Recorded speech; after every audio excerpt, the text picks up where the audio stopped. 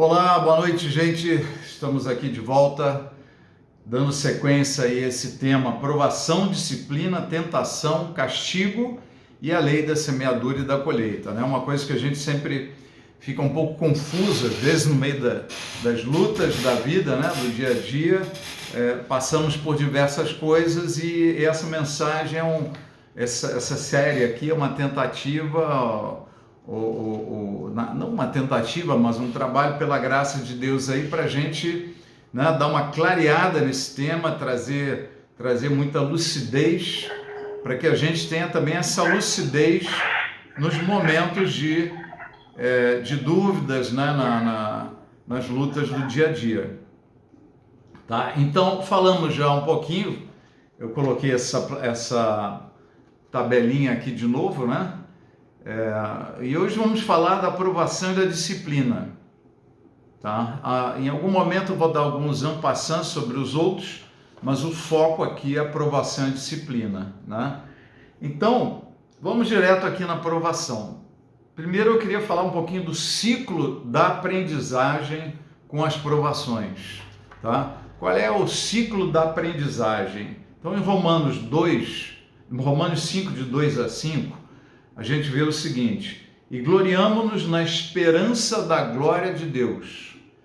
Não somente isto, mas também nos gloriamos nas próprias tribulações, sabendo que a tribulação produz perseverança, e a perseverança, experiência, e a experiência, esperança.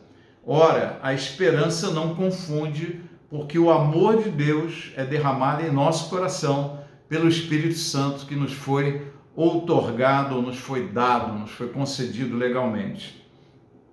Em Tiago, Romanos foi escrito pelo apóstolo Paulo, e aqui por Tiago, capítulo 1, a partir do verso 2: meus irmãos, tende por motivo de toda alegria o passar por várias provações, sabendo que a provação da vossa fé, uma vez confirmada, produz perseverança. Ora, perseverança deve ter ação completa, para que sejais perfeitos e íntegros, em nada deficientes. Então, esse daqui é o ciclo, né, das provações, ou da aprendizagem com as provações. Nossa vida, nós passamos por provas, por provações, por lutas, por momentos difíceis, por tribulações, né? Que a tribulação, ela pode ser uma disciplina, pode ser uma provação, pode ser um castigo, pode ser uma colheita de algo que nós semeamos, né? Então, o que define a provação não é o tipo de tribulação nem a situação, é o que está acontecendo conosco, tá? Então, na provação, tá, nós não precisamos estar em pecado, estarmos fracos, estarmos que até pelo contrário, né? A via de regra, o crente que está mais firme, que está caminhando bem, está se desenvolvendo, esse é o que vai ter a sua fé provada, porque a provação, o que está em jogo aqui, né? O que nós lemos no texto de Tiago, né? Tende por toda alegria o passar por várias provações, sabendo que a provação da vossa fé. Então, o que está sendo provado é a nossa fé. Uma vez confirmada, quer dizer, resistimos na fé diante daquela tribulação, né? Uma vez confirmada, ela produz o quê? Perseverança. Por que ela produz perseverança?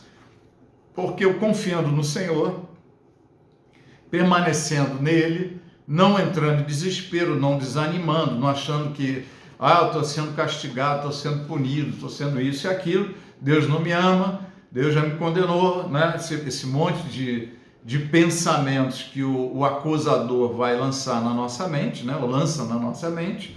Se a gente rejeita essas coisas, permanece em fé, confiando que Deus está no controle, que Ele é Senhor e as coisas vão se ajeitar e que tudo passa por um propósito e um plano de Deus, né?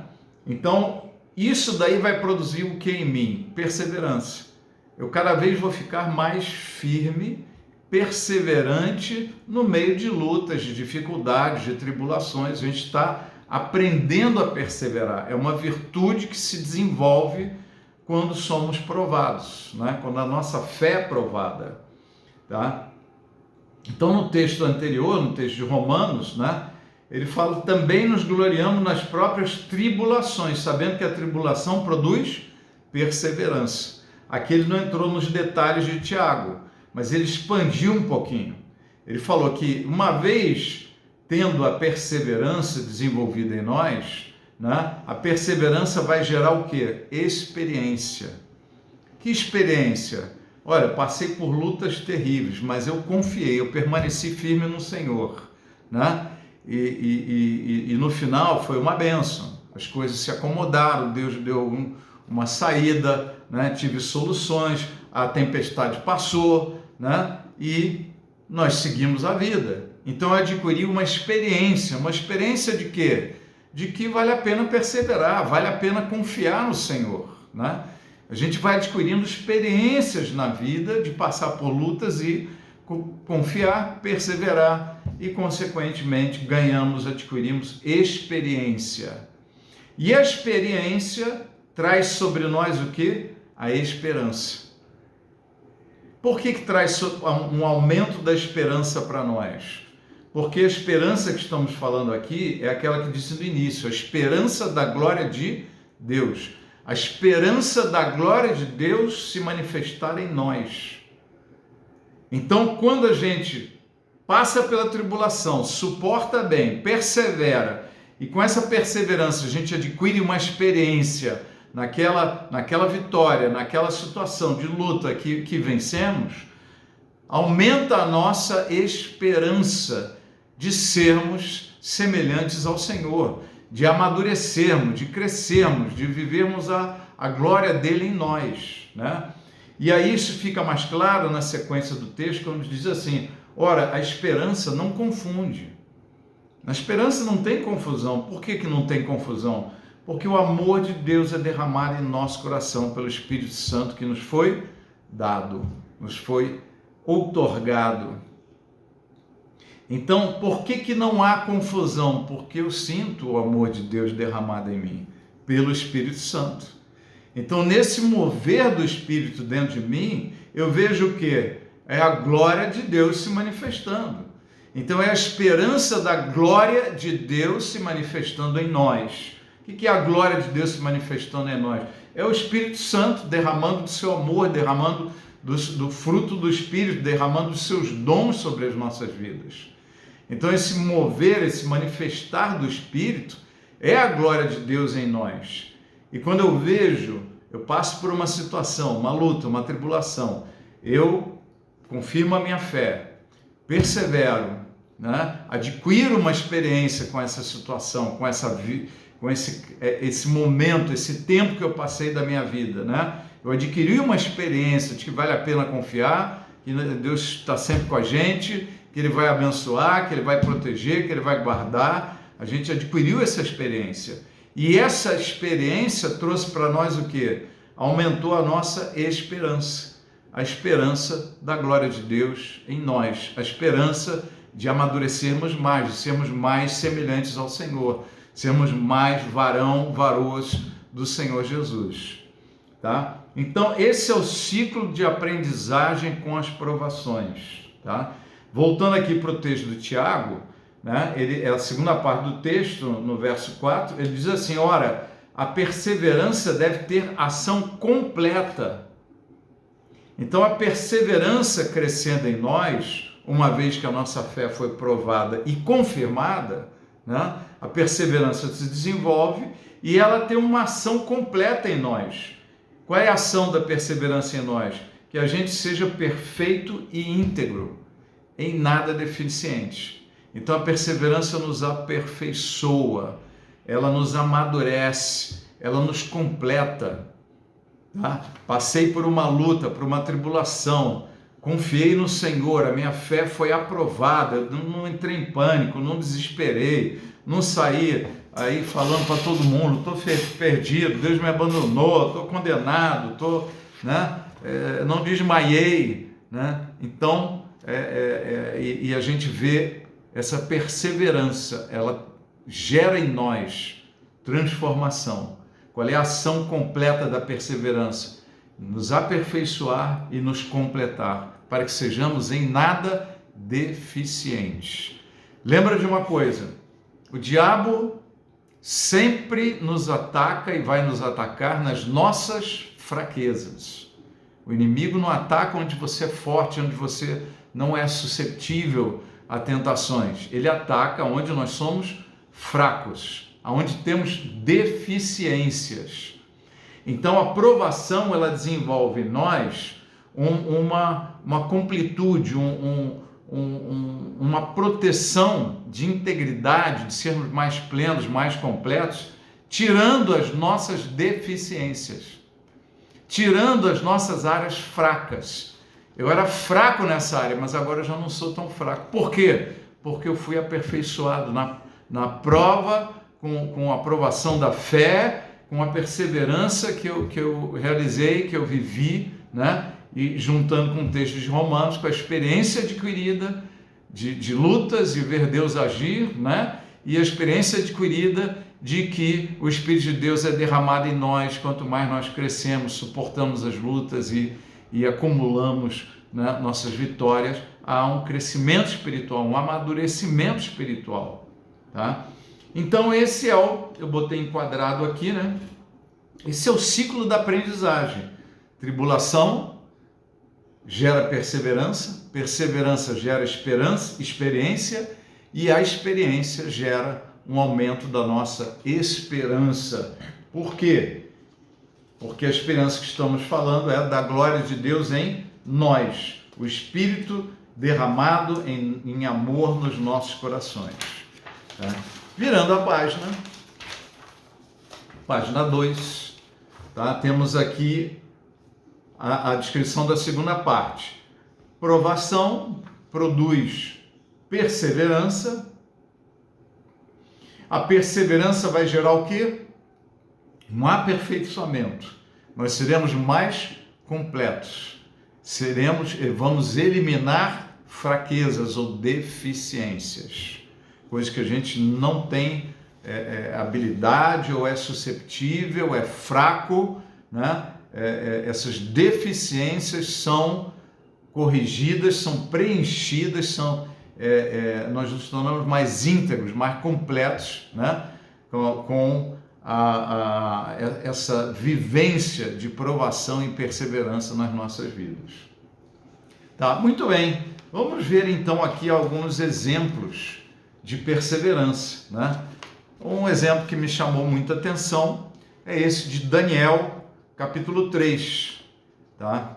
Eu vou ler aqui, eu não coloquei todos os versículos, até para o texto não ficar excessivamente longo, mas coloquei os principais que a gente vai estar trabalhando. Daniel 3, a partir do verso 5 até o verso 8, está escrito assim: quando ouvirem o som da trombeta, do pífaro, da cítara, da harpa, do saltério, da flauta dupla e de toda espécie de música, prostrem-se em terra e adorem a imagem de ouro que o rei Nabucodonosor ergueu. Isso, só para lembrar, é o tempo que o povo estava no cativeiro da Babilônia. Tá? Quem não se prostrar em terra e não adorá-la será imediatamente atirado numa fornalha em chamas. Não era nada radical, né, esse Nabucodonosor.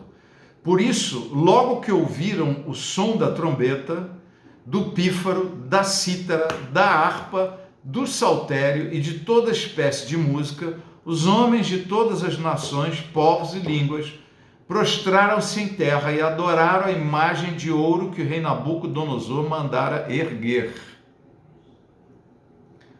Nesse momento, alguns astrólogos se aproximaram e denunciaram os judeus. Aí eu vou saltar para o verso 19 do capítulo 3 de Daniel. Nabucodonosor ficou tão furioso com Sadraque, Mesaque e Abednego que o seu semblante mudou. Deu ordens para que a fornalha fosse aquecida 7 vezes mais que de costume. E ordenou que alguns dos soldados mais fortes do seu exército amarrassem Sadraque, Mesaque e Abednego e os atirassem na fornalha em chamas. Então estes homens foram atados com seus mantos, suas túnicas e chapéus, e suas outras roupas, e foram lançados na fornalha sobremaneira acesa. Verso 25.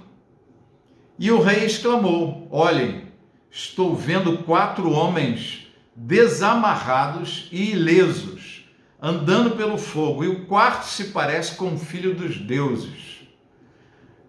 27. Os sátrapas, os prefeitos, os governadores, os conselheiros do rei se ajuntaram em torno dele e comprovaram que o fogo não tinha ferido o corpo deles. Nenhum só fio de cabelo tinha sido chamuscado. Os seus mantos não estavam queimados, não havia cheiro de fogo neles. Disse então Nabucodonosor: louvado seja o Deus de Sadraque, Mesaque e Abednego, que enviou o seu anjo e livrou os seus servos.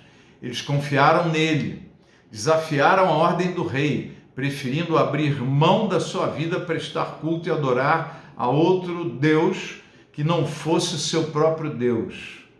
Por isso eu decreto que todo homem de qualquer povo, nação e língua que disser alguma coisa contra o Deus de Sadraque, Mesaque e Abednego seja despedaçado e sua casa seja transformada em monte de entulho, pois nenhum outro Deus é capaz de livrar dessa maneira.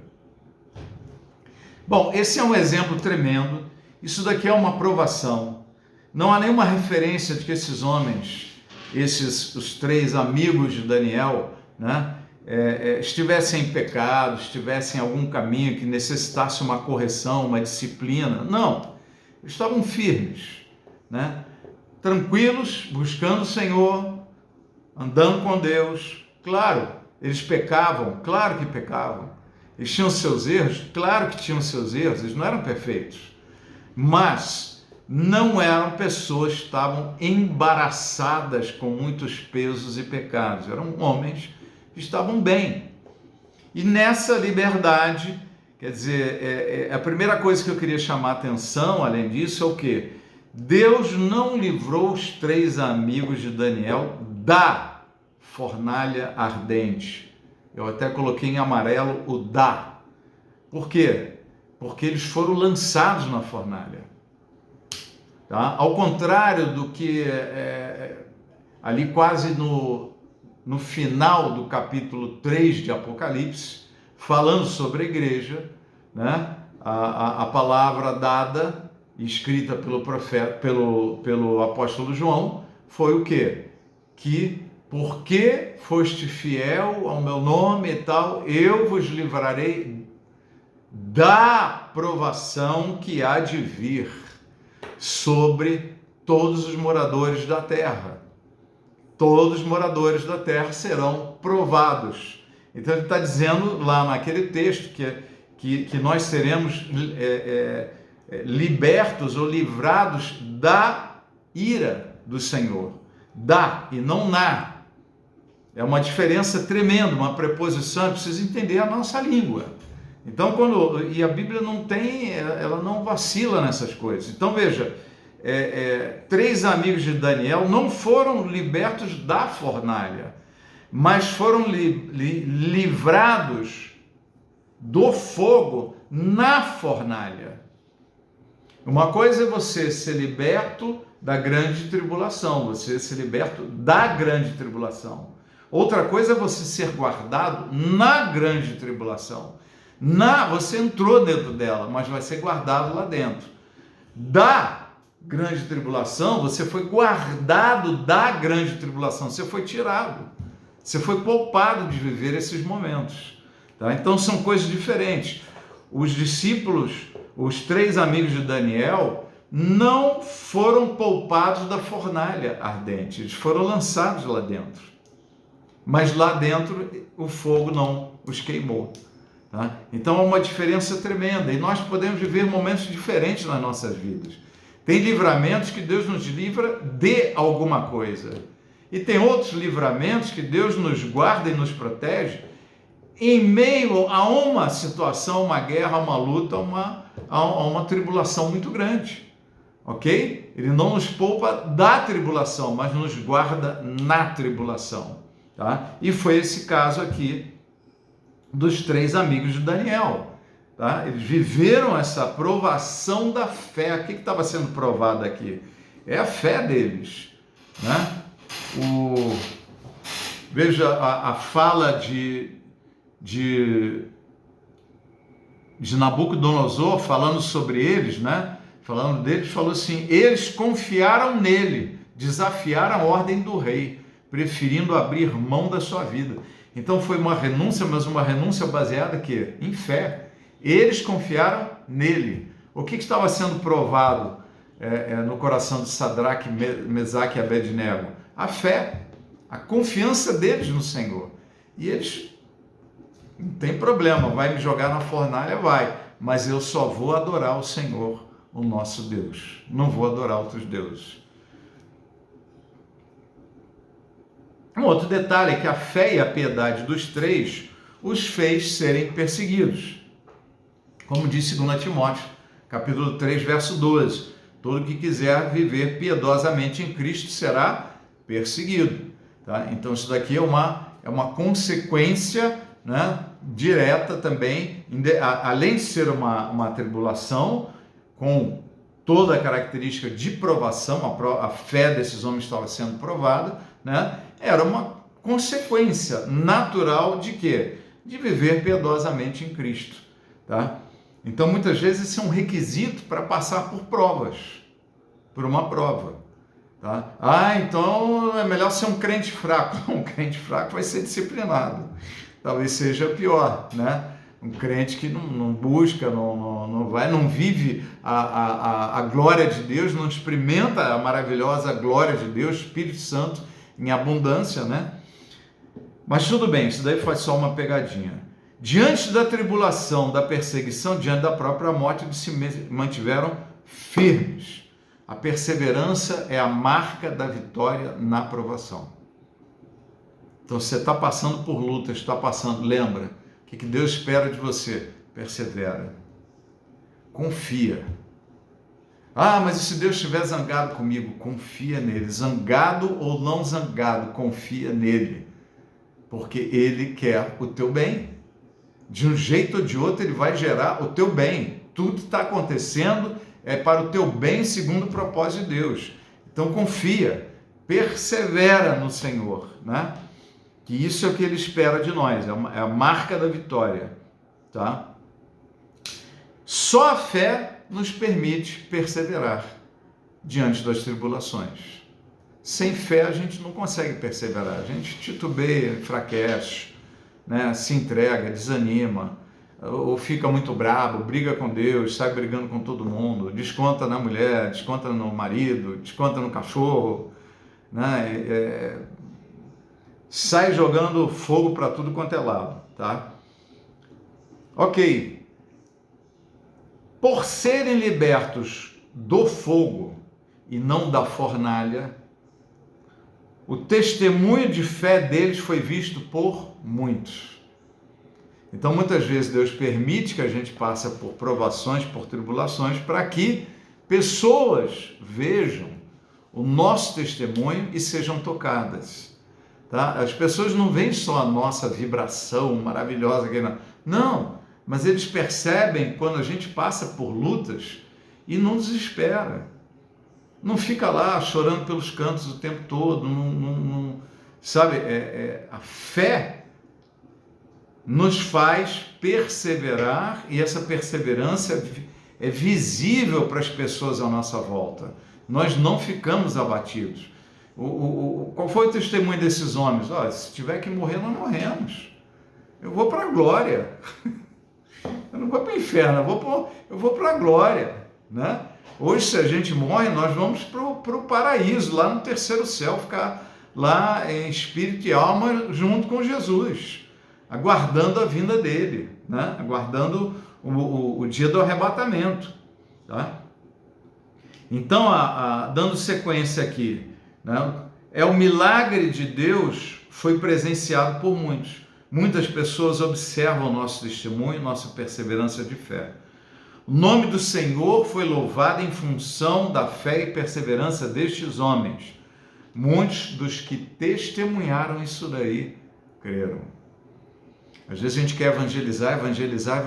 Precisamos ficar atentos, que quando passamos por lutas, um poderosíssimo evangelismo é perseverar em fé, se manter sóbrio, lúcido, confiante, firme, sabendo que aconteça o que acontecer, Deus é bom o tempo todo e em todas as situações.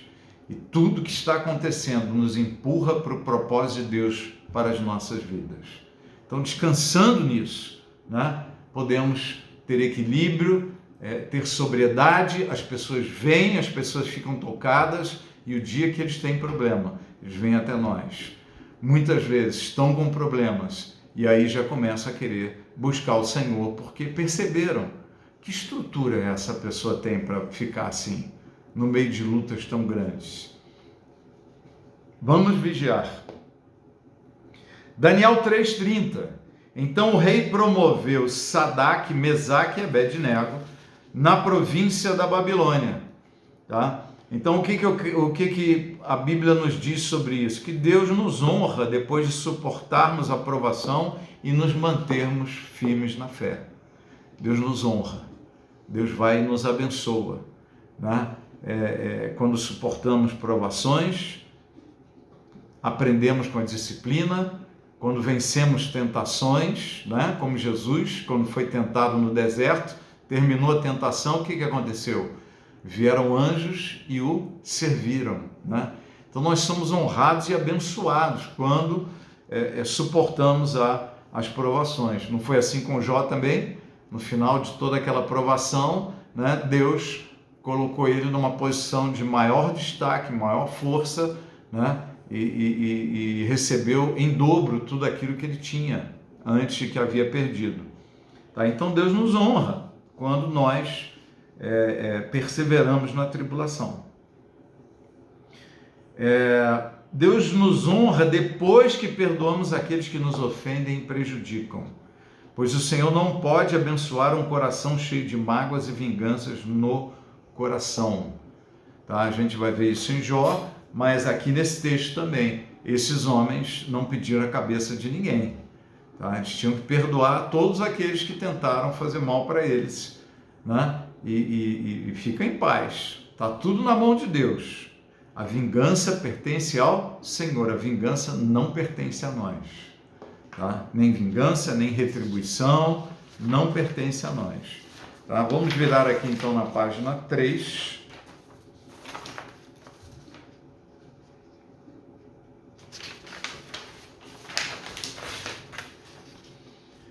Jó, capítulo 42, versos de 1 a 6. Então Jó respondeu ao Senhor: sei que pode fazer todas as coisas. Nenhum dos teus planos pode ser frustrado. Tu perguntaste: quem é esse que obscurece o meu conselho sem conhecimento? Certo é que falei as coisas que eu não entendia, coisas tão maravilhosas que eu não poderia saber. Tu disseste: agora escute, eu falarei. Vou fazer-lhe perguntas e você me responderá. Meus ouvidos já tinham ouvido a teu respeito, mas agora os meus olhos te viram. Por isso menosprezo a mim mesmo e me arrependo no pó e na cinza. O texto, quando começa o livro de Jó, ele fala que Jó era homem íntegro, homem bom, piedoso, fazia coisas boas, né? E exatamente por isso o diabo chegou lá e falou: você dá tudo para ele? É claro que ele vai ser assim, né? Porque Deus se agrada em dar tudo para aqueles que podem receber e permanecer fiéis ao Senhor. Mas Jó não tinha uma grande intimidade assim com Deus. Ele conhecia Deus como ele escreveu aqui. Eu conhecia de ouvir falar, né? Meus ouvidos já tinham ouvido a teu respeito. Em outra tradução, eu te conhecia de ouvir falar. Agora os meus olhos te veem. Agora os meus olhos te viram. Tá? Então, ele diz o quê? Eu ganhei intimidade. Eu ganhei conhecimento de Deus. Eu me tornei mais humilde. Era uma deficiência, talvez, de Jó, porque tudo que ele fazia dava certo, estava indo muito bem, maravilhoso, mas aqui ele baixou a bola e falou: menosprezo a mim mesmo, me arrependo no pó e na cinza. Tá? Porque com a ousadia que ele falou, porque Deus permite isso, porque Deus aquilo, porque não sei o quê, porque não sei o quê. E Deus estava falando para ele: confia, rapaz, eu estou te guardando o tempo todo, né? Então, Jó 42, de 7 a 17. Depois que o Senhor disse essas palavras a Jó, disse também a Elifaz de Temã: estou indignado com você e com seus 2 amigos. Esses eram os 3 amigos de Jó que sentaram do lado dele e começaram a falar: Jó, se arrepende, você está assim porque você está em pecado, Deus está te punindo, e porque o Senhor é assim, o Senhor pensa desse jeito, o Senhor pensa daquele. E o que Deus vai e fala? Vocês não falaram o que é certo ao meu respeito, como fez o meu servo Jó.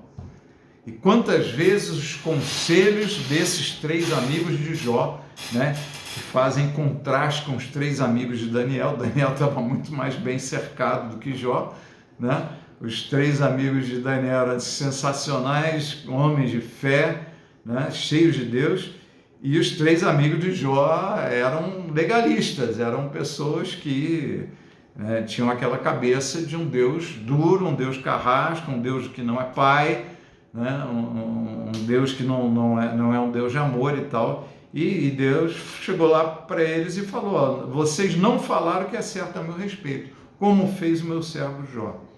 Vão agora até meu servo Jó, levem 7 novilhos e 7 carneiros, e com eles apresentem holocaustos em favor de vocês mesmos. Meu servo Jó orará por vocês, eu aceitarei a oração dele, não lhes farei o que vocês merecem pela loucura que cometeram. Então ele faz de Temã, Bildade de Suá e Zofar de Naamate fizeram o que o Senhor lhes ordenara. O Senhor aceitou a oração de Jó. Depois que Jó orou por seus amigos, o Senhor o tornou novamente próspero e lhe deu em dobro tudo que tinha antes. Então veja que bênção maravilhosa. Mas quando é que Deus fez isso com Jó? Deus já tinha restaurado a Jó, né? Já tinham tido aquela conversa de agora eu te conheço, né? Antes era de ouvir falar, agora eu te conheço face a face, meus olhos te viram, né? Mas quando é que ele foi restaurado plenamente nas suas bênçãos? Quando é que ele foi honrado? Depois que Jó orou por seus amigos, o Senhor o tornou novamente próspero. O que Jó fez? Liberou perdão, abençoou os amigos, impôs as mãos sobre eles, sabendo que eles erraram e prejudicaram, atrapalharam Jó no momento mais difícil da sua vida. Foram aqueles que, né, às vezes a gente passa nos momentos mais difíceis da vida, pessoas nos rejeitam, pessoas nos deixam em segundo plano, nos menosprezam, nem olham para a gente, né? Convida todo mundo para a festa e não nos convida. Tem uma série de coisas que acontecem conosco. Então, nesse momento, como era o caso de Jeremias, né? Jeremias, os profetas convidavam, né? Os sacerdotes ali convidavam todo mundo, Jeremias não, né? Então, no momento de ser restaurado e de tomar posse de novo de tudo que ele tinha, né? Ele orou pelos seus amigos e os abençoou. Então, esse é uma característica forte de novo, quer dizer, Deus não pode honrar e abençoar e fazer crescer aqueles que estão com o coração cheio de mágoas, cheio de retribuições para fazer, pronto para retribuir, pronto para responder pesado com alguém que fale pesado com ele. O Senhor não pode honrar quando nós estamos nesse estado, tá? Todos seus irmãos e irmãs, todos que haviam conhecido anteriormente, vieram comer com ele em sua casa. Eles tinham sumido, agora todo mundo voltou, veio comer com ele na casa dele, né? Eles o colocaram e o confortaram por todas as tribulações que o Senhor tinha trazido sobre ele. E cada um lhe deu uma peça de prata e um anel de ouro. O Senhor abençoou o final da vida de Jó mais do que no início. Ele teve 14.000 ovelhas, 6.000 camelos, 1.000 juntas de boi e 1.000 jumentos. Teve também ainda 7 filhos e 3 filhas. A primeira filha deu o nome de Gemina, a segunda o de Késia, a terceira o de Querem Apuque. Em parte alguma daquela terra havia mulheres tão bonitas como as filhas de Jó, e seu pai lhes deu herança junto com seus irmãos. Depois disso, Jó viveu 140 anos, viu seus filhos e os descendentes deles até a quarta geração. Então morreu em idade muito avançada. Queridos, uma coisa que eu queria chamar a atenção aqui. Jó não é uma metáfora. Jó é uma história real, que Deus dá nome às pessoas. Quando há metáforas na Bíblia, ela não dá o nome das pessoas, ela não cita, ela não vai com essa profundidade. Existem metáforas, mas Jó não é uma metáfora. Ele deu o nome das filhas, ele disse quantos anos ele viveu depois, né? Quantos bois ele teve. Tem gente que trata Jó como uma metáfora. Tudo bem que a história de Jó verdadeira é uma metáfora para as nossas vidas hoje, uma aprendizagem de perseverar, sabendo que aconteça o que acontecer, Deus está conosco. Amém? Deus está conosco. Então persevera. Ah, Senhor, o que está errado na minha vida para vir? Não estou enxergando. Então, enquanto eu não estou enxergando o que está errado, tá? Simplesmente confio. Confio que Deus está no caminho. Não me permito se abalar tanto, se desesperar, né? Se render, desmaiar, tá? Fica firme. Jó perseverou, teve sua fé aprovada, foi aperfeiçoado, ganhou experiência e mais intimidade com o Senhor. Sua esperança de transformação plena e da presença ficou aqui de Deus, não é? De Deus, foram extraordinariamente aumentadas. Deus usou a vida de Jó para ensinar e testemunhar até a Satanás, porque Satanás foi testemunha de tudo que aconteceu com Jó. E Deus, na realidade, estava falando, isso aqui é um testemunho, né? Na realidade, o apóstolo Paulo fala que a história da igreja, a vida da igreja, a igreja do Senhor Jesus, ela apresenta até um testemunho para os demônios, para os anjos caídos. Até para eles nós somos testemunhos. Depois a gente lembra qual é esse versículo aqui, tá? Se eu não me engano é de Efésios. Bom, vamos falar então agora da disciplina. Disciplina. Falamos da aprovação, vamos falar da disciplina. A primeira marca da disciplina é o quê? Se livrando de pesos e de pecados que nos assediam.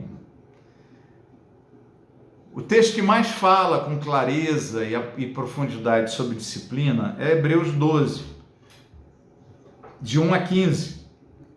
No verso 1 ele começa já rasgando o verbo. Portanto, também nós, visto que temos a rodear-nos tão grande nuvem de testemunhas, pessoas estão nos observando, nós somos sal da terra e luz do mundo. Então, ao nosso redor existe uma nuvem de testemunhas observando, recebendo aquilo que estamos dando. O sal é que dá sabor, o sal é que preserva, ele retarda o desenvolvimento do pecado, a degradação da raça humana, né? E como luz, a gente ilumina, dá clareza no caminho, na vida, tanto que depois do arrebatamento, saindo a igreja no poder do Espírito Santo, você deixou de ter a luz do mundo, né? que é a igreja do Senhor. Vós sois sal da terra e luz do mundo. Perdeu a luz do mundo, o mundo vai se aprofundar mais em trevas. Não verá as coisas com clareza. E aí o anticristo se manifesta, a besta, o falso profeta e tal, né? Nesse momento. Então vamos lá. Desembaraçando-nos de todo o peso e do pecado que tenazmente nos assedia, corramos com perseverança a carreira que nos está proposta. Então ele fala de algo com muita clareza. Quer dizer, nós temos na nossa vida uma nuvem de testemunhas ao nosso redor e nós precisamos nos desembaraçar. O que é embaraçado? Né? Eu estou cheio de nós, assim, me amarrando, me prendendo, não consigo. O objetivo final é o quê? correr com perseverança a carreira que nos está proposta. Então eu não consigo correr no meu chamado, eu não consigo correr no projeto de Deus para a minha vida. Por quê? Porque eu estou muito embaraçado, estou muito enfronhado aí com uma série de pesos e pecados. E como é que esses pecados e pesos trabalham em nós? Né? Eles nos assediam tenazmente. Né? É aquela cola que gruda e não deixa, você grudou, você prendeu o dedo aqui um no outro, colou, né? Você foi tentar segurar alguma coisa, você estava colando, depois o dedo não solta, você fica, né? A gente fica embaraçado e assediado tenazmente, né? O diabo fica lá te assediando. Internet é pecado? Não, mas ela pode ser um peso se você estiver preso demais a ela. E com coisas não muito úteis, com coisas besteiras, frivolidades. Então ela pode ser um peso, porque você poderia estar sendo mais útil na sua vida, você poderia estar vivendo mais tempo com a família, sendo um melhor profissional, estudando melhor, buscando mais a Deus, né? Vivendo um devocional que você diz que não tem horário, mas perde tempo com a internet. Então muitas vezes coisas como a internet não são pecados, mas são pesos. O amor excessivo pelo trabalho, pela carreira, a pessoa vive a carreira, mergulha no... Aquilo é pecado trabalhar demais? Não, mas é um peso. Por que é um peso? Qual é o problema de um peso? Você já correu com 10 quilos, uma manta de 10 quilos nas costas? É muito mais difícil. Coloca 3 quilos em cada perna e vai fazer uma caminhada. É muito mais difícil. Por quê? Ela nos impede de correr. Correr o quê? A carreira que nos está proposta. Nós temos uma caminhada proposta pelo Senhor para as nossas vidas. As obras que Ele preparou para nós de antemão, desde antes da fundação do mundo, para que andássemos nelas. Tá? Então eu perco essa velocidade, eu perco a fluidez no chamado, eu perco a fluidez no crescimento. Tá? Então é isso daí. Ainda não resististes até o sangue, combatendo contra o pecado. No verso 4. No verso 5 diz assim, então é uma luta contra o pecado. No verso 5 diz assim, e já vos esqueceste da exortação que argumenta convosco como filhos? Filho meu, não menospreze. Aqui em algumas traduções vem correção e outra vem disciplina. É o mesmo sentido. Não despreza a disciplina do Senhor, e não desmaies quando por ele fores repreendido.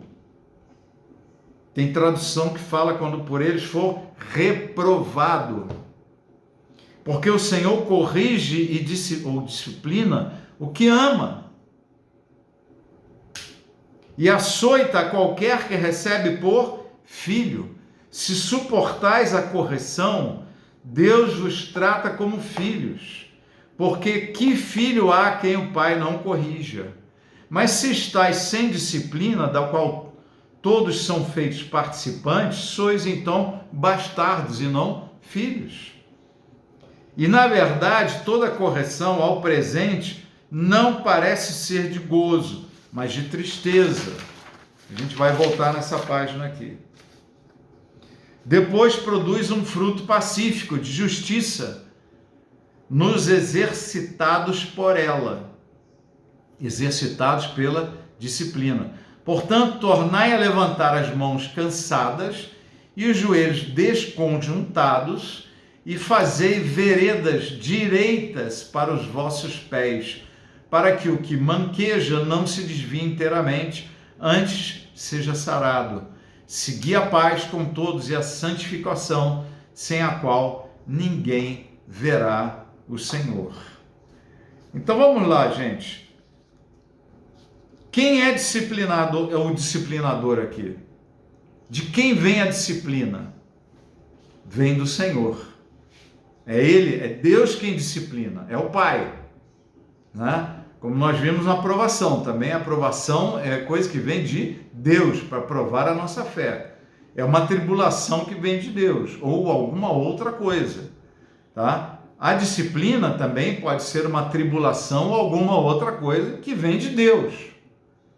Então ele é o disciplinador, ele é o pai que está corrigindo o filho. Quem é disciplinado é o filho assediado com pesos e pecados, que precisa se desembaraçar deles. Para quê? Para crescer, para correr a carreira que está proposta. Então precisa se libertar. Lembrando que o diabo sempre vai atuar nas nossas fraquezas. E que a aprovação da nossa fé, uma das coisas que ela faz, segundo Tiago, é eliminar as nossas deficiências, as nossas fragilidades, as nossas áreas fracas que o inimigo vem e ataca, né? E encontra eventualmente espaço, tá? Então a disciplina, ela tem um propósito. Ela é trazida sobre os filhos que estão assediados com pesos e pecados, que precisa se desembaraçar deles. Quando o crente é disciplinado? Quando os pesos e pecados ganham espaço em nossas vidas. Quando não damos ouvidos ao Espírito Santo entristecido e nos chamando ao arrependimento e mudança. Né? A palavra de Deus é clara, o apóstolo Paulo fala que o Espírito Santo ele pode ser entristecido. Quando é que ele entristece? Quando a gente está desligado dele, quando a gente está em pecado, quando a gente está se rendendo às nossas fraquezas, quando estamos caindo em tentação, né? Com aquela frequência importante. Então é um negócio que entristece o Espírito Santo. E esse é o momento da disciplina. Esse é o momento da correção, tá?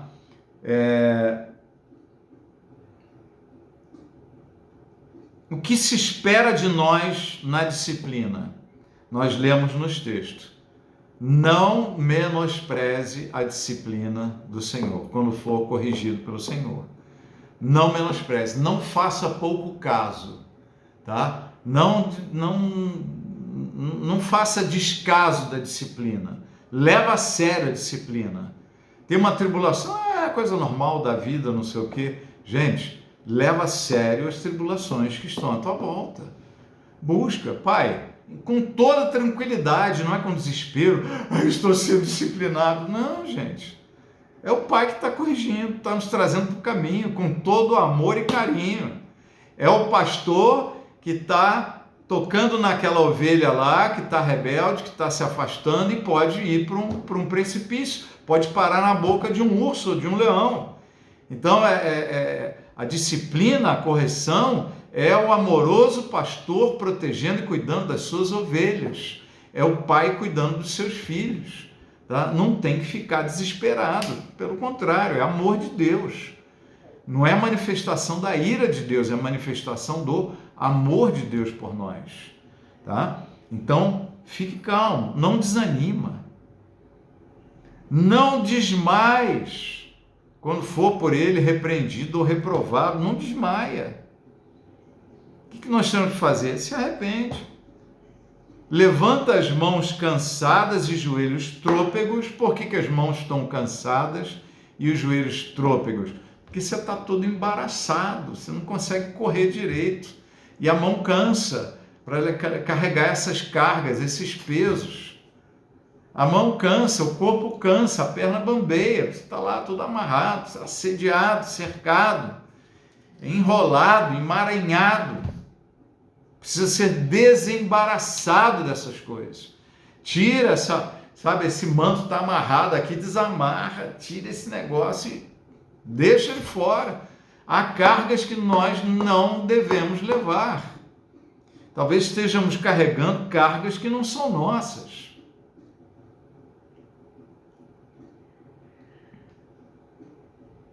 E qual o propósito disso daí? Né? O que se espera de nós? Olha, larga esse negócio, não menospreza, leva a sério, não desanima, não desmaia, se arrepende, levanta as mãos, dá glória a Deus, né? se erga de novo e retoma a caminhada, caminhos retos para a sua vida. Tá? Aí entramos aqui no exemplo de Davi. Primeiro, propósito. propósito é limpar as nossas vidas, é tirar pesos e pecados para usar mais e melhor na obra do Senhor, tá? Eu queria pedir para vocês olharem lá o finalzinho da página 4, tem uma passagem de Provérbios 20 e 30, os golpes e os ferimentos eliminam o mal, os açoites limpam as profundezas do ser. Então muitas lutas, dificuldades e coisas que nós estamos, estou apanhando, Senhor, está duro. O que está acontecendo? Está eliminando o mal. As profundezas no nosso ser estão sendo limpas. Lá por dentro, lá no mais profundo, mais íntimo da nossa alma, nós estamos sendo curados. Estamos sendo transformados pelo Senhor. Juízes 6, 26. Aqui é outra passagem, eu vou falar daqui a pouco dela. Vamos ver então rapidamente o exemplo de Davi. Davi, que era até então ele era um perfeito homem de Deus, fazia tudo certo. Até o final de sua vida ele continuou sendo chamado de um homem segundo o coração de Deus. Mas ele teve seus momentos ruins. E foi muito ruim a sua queda, né? Ele cometeu adultério, teve relações com a esposa de um soldado fiel do seu exército. O exército estava lá na batalha, no tempo que o rei devia estar lá na batalha também. O rei ficou no palácio e foi sair com a mulher do servo, né? De Urias. E não satisfeito, quer dizer, a mulher engravida, ele mente, engana, chama o servo para cá, o servo não tem relações com a mulher e vai embora, quer dizer, vai descobrir que o filho não é dele, então ele arruma um jeito de mandar matar, quer dizer, um buraco chama outro maior, né? É como uma reação em cadeia, você vai fazendo o pior, o pior, o pior. Então o que acontece aqui? Deus manda Natan. Natan dá uma palavra, assim diz o Senhor, eis que suscitarei, no verso 11 já, tá? Eu passei o primeiro. Vamos ler aqui o 9. Por que, pois, desprezaste a palavra do Senhor, fazendo mal diante de seus olhos? A Urias o Heteu feriste a espada, e a sua mulher tomaste por tua mulher. A ele mataste com a espada dos filhos de Amon. Assim diz o Senhor, eis que suscitarei da tua própria casa o mal sobre ti, e tomarei tuas mulheres perante os teus olhos, e as darei a teu próximo, o qual se deitará com tuas mulheres perante este sol. É o que veio a acontecer com a invasão de Absalão, né? Que teve essa situação terrível na vida de Davi, vários anos depois desse caso aqui, desse evento. Então disse Davi a Natan, pequei contra o Senhor, e disse Natan a Davi, também o Senhor perdoou o teu pecado, não morrerás. Todavia, porquanto com este feito deste lugar sobremaneira, a que os inimigos do Senhor blasfemem, também o filho que te nasceu certamente morrerá. Imagina essa criança sendo transformada depois no rei de Israel, sendo filho de um adultério. Deus não podia deixar isso. Então a punição foi dura, né? Foi dura, mas foi exatamente na colheita daquilo que Davi plantou, tá? Mas foi uma disciplina de Deus sobre a vida de Davi. Com que propósito? Os açoites limpam as profundezas do nosso ser. Davi estava com pesos e pecados. Pesos e pecados amarrados nele, ainda não tinha se arrependido, ainda não tinha pedido perdão, ainda não tinha confessado todo o mal que tinha feito. Tem um salmo que Davi retrata esse tempo em que ele fala, enquanto calei os meus pecados, né?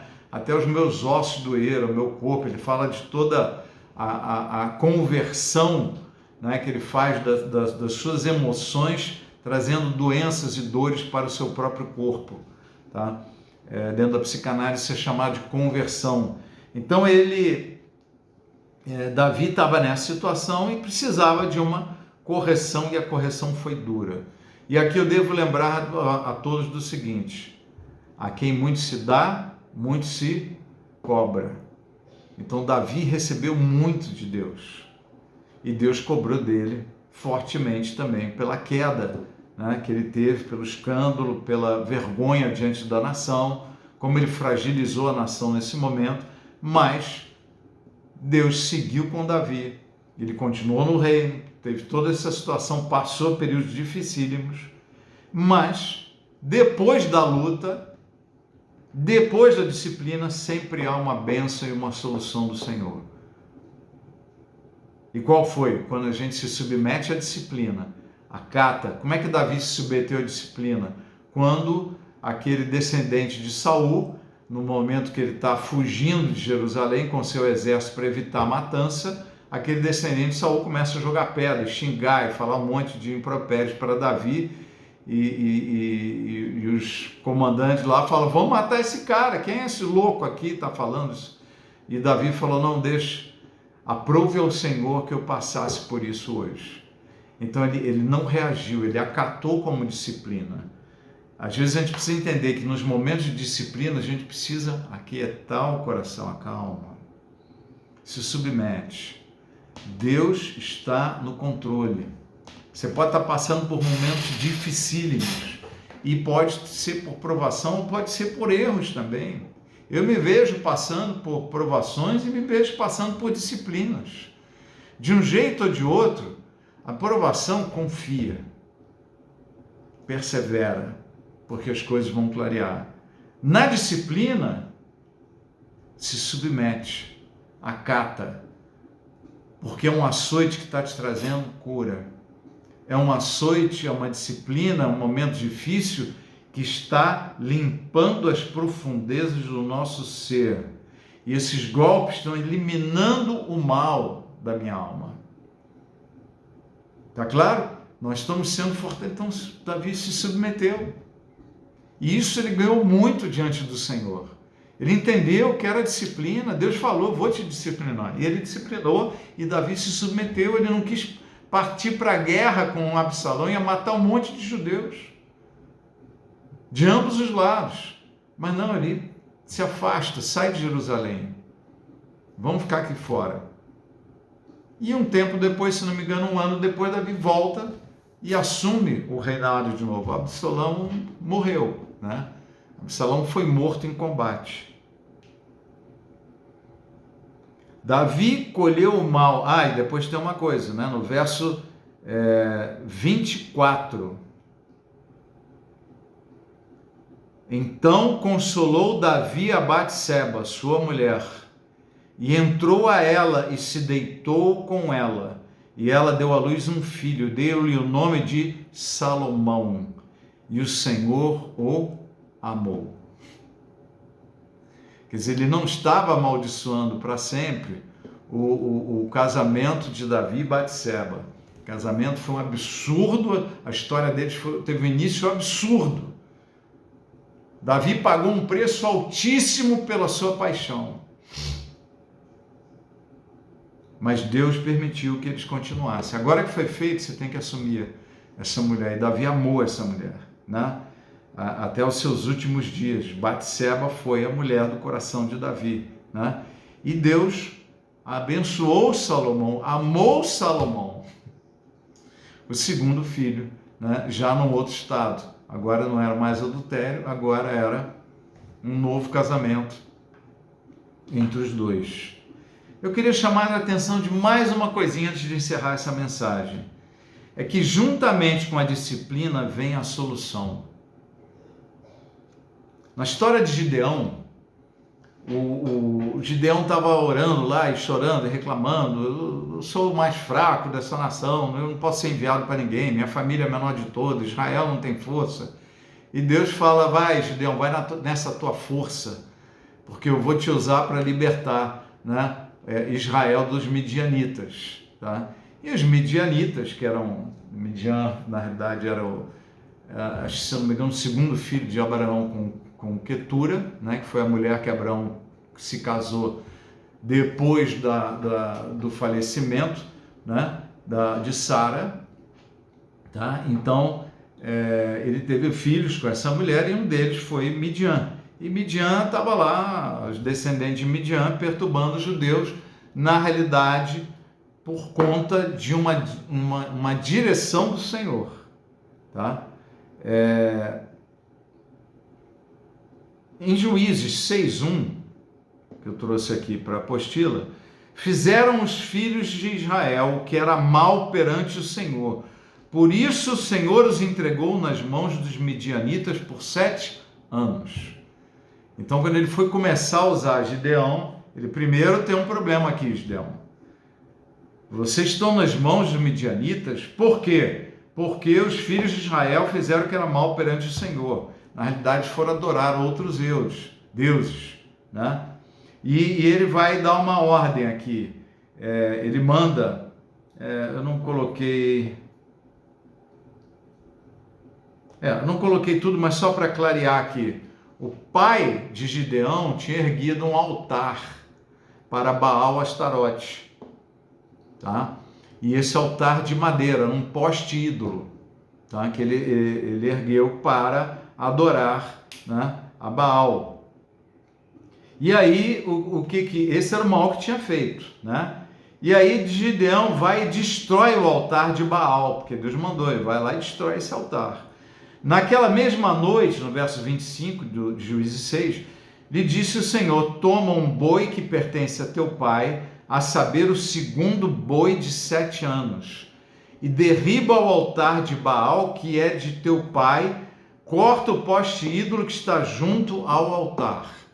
Então, olha que coisa. Veja que coisa impressionante. Ele vai fazer um sacrifício, tá?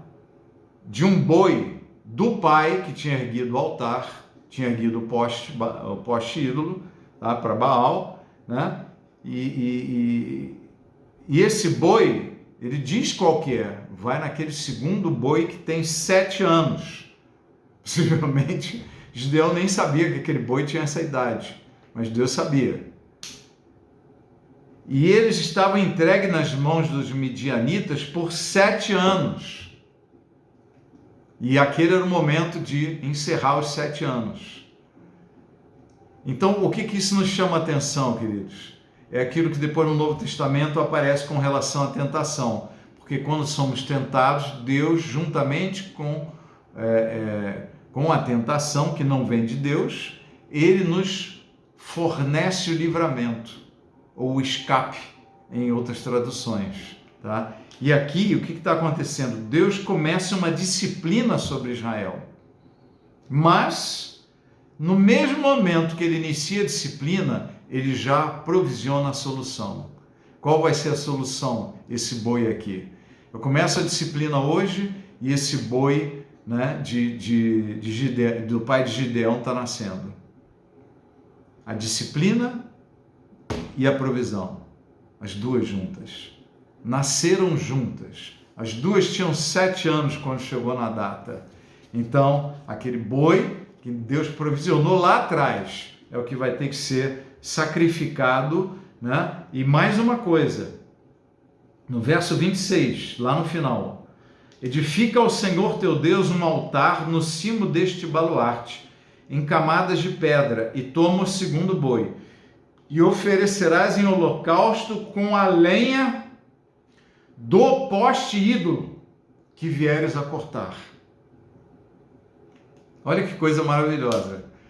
Pega essa lenha, pega esse material, isso vai servir de fogo para nesse lugar aqui você sacrificar este boi, e esse sacrifício vai perdoar, vai cobrir os pecados do povo de Israel para que ele seja liberto de Midian.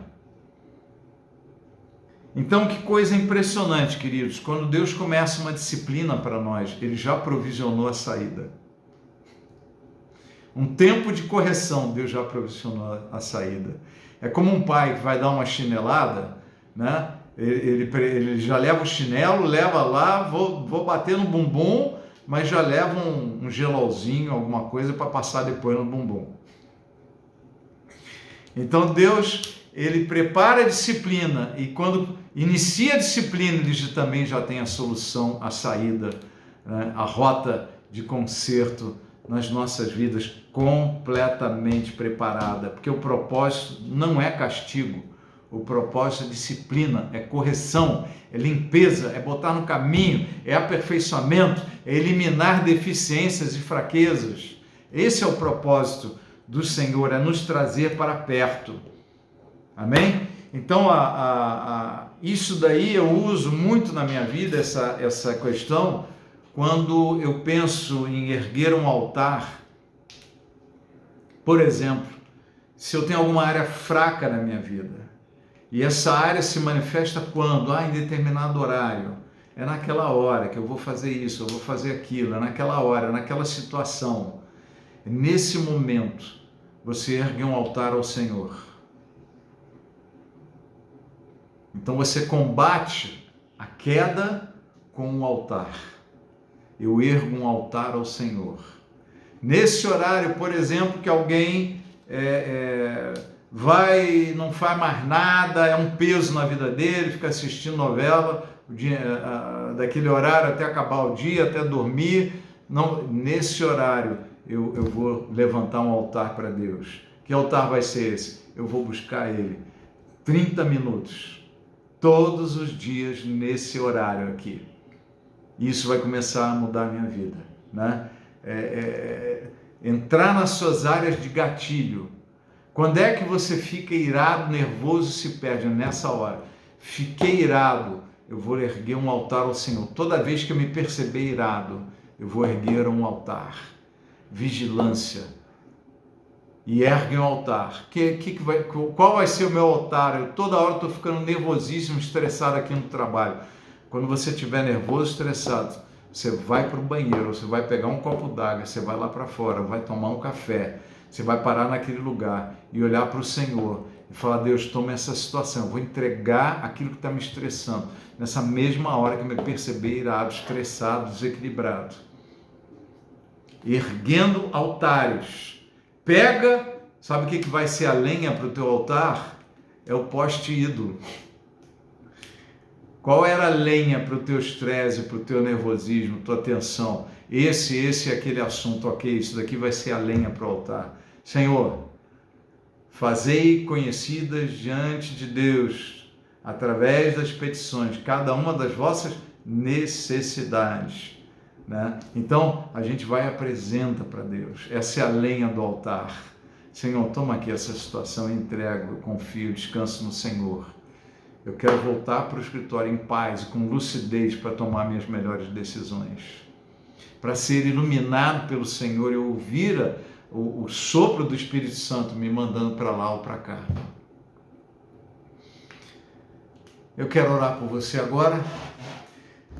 Pai, no nome de Jesus, eu abençoo esta vida, estas vidas que estão assistindo online ou que vão assistir agora pelo YouTube. Senhor, que a Tua graça esteja sobre eles para crescer, para entender as tribulações, saber se posicionar diante das disciplinas, das correções, nos momentos que somos reprovados pelo Senhor ou repreendidos, que tenhamos toda a clareza de acordo com a Tua palavra, aquilo que trouxemos aqui hoje, que seja alimento poderoso de vida, de fé, de crescimento, de transformação, de lucidez, para entender os momentos de suas vidas, de cada uma de nossas vidas. Dá-nos esta graça profunda e amplamente, Senhor, no nosso entendimento, no nosso coração, no nosso mover, no nosso sentir, que enxerguemos com clareza, que o Espírito Santo mostre. Olha, é uma disciplina. Apenas confia, se submete, não luta contra. Busca a correção, busca o arrependimento, renova tuas forças, tira esse peso que está te atrapalhando, sai fora. Olha, é só uma aprovação, é só confiar. Esse tempo vai passar, essas lutas vão passar, tudo que estiver acontecendo, não se preocupe, vão te empurrar para o propósito de Deus para a tua vida, aleluia.